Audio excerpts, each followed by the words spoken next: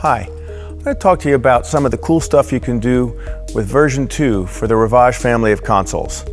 So, for example, here we have the Rivage PM7. Imagine you've wanted to get into the Rivage family, but you couldn't quite fit PM10 into your budget. So now, with the ability to control the R series I/O units with these consoles, that opens up a whole lot of options.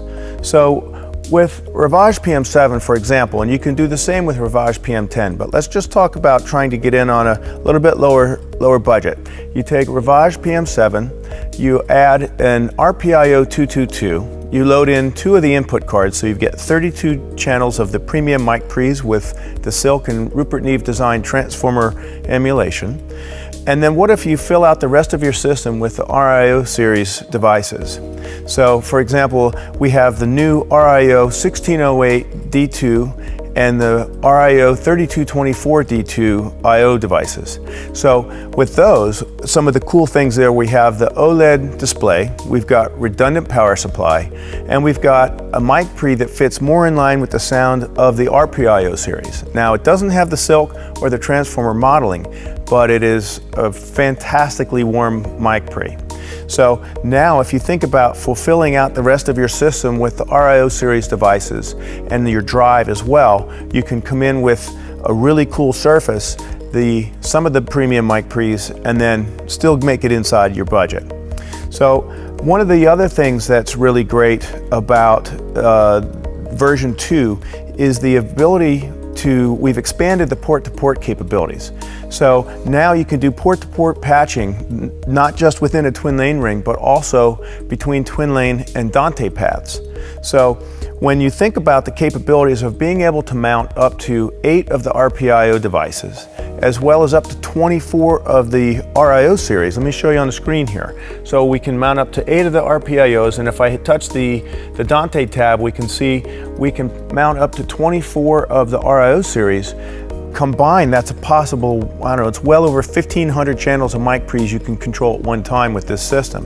Which ones you want to mix, you patch into the system, but that's a whole lot of I/O capabilities there. So another really nice thing that we've added with version 2 is dual console mode. So for example, here we've got 3 consoles, but I've got these 2 set up for dual console mode.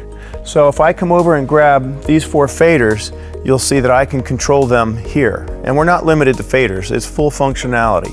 So we can control it from either side. So let's say, for example, in your situation, you've got a console that's up in a booth and maybe not so easy to access, maybe not the best place to rehearse with, but you have a portable system. So you roll your other system out into the theater and you can control your front of house desk from the audience. So in theatrical applications, that's really great. There's other applications, but that's just one.